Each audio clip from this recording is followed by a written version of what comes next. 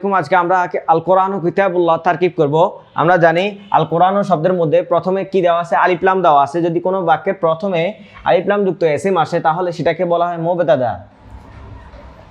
মুবতাদার পরবর্তীতে যে অংশটা থাকুক, চাই জুমলায় ফিলিয়ে আসুক বা জুমলায় ইসমি আসুক কিংবা মুদাফ মুদাফ ইলাইহি কিংবা মাউসুসি বা যাই আসুক, এটা সবসময় কি হবে, খবর হবে।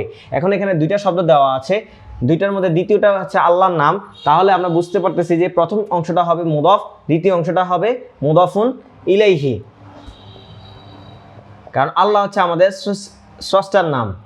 মুদাফ এবং মুদাফ ইলাইহি মিলে বাক্যের একটি অংশ হয়। যদি এটা বাক্যের প্রথমে আসে তাহলে মুবতাদা হবে, মুবতাদার পরবর্তীতে যদি আসে তাহলে এটা খবর হবে। যদি ফেলে পরবর্তীতে আসে তাহলে ফাইল হবে, ফাইলের পরবর্তীতে যদি আসে তাহলে এটা মাফউলে বিহি হবে।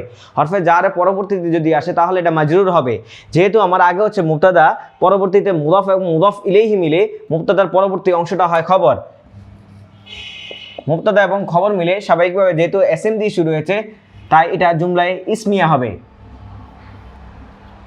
যদি এটা ফেল দিয়ে শুরু হতো তাহলে হতো ফেলিয়া। যদি আমন নাহি তামান্নি তাওয়ারাজি উকুদ নিদা আর্থ কসম তাআজ্জুব কিংবা আফআল মুকারাবা কুরুব যদি এসএম দিয়ে শুরু হতো তাহলে জুমলায় ইসমিয়া ইনশাইয়া।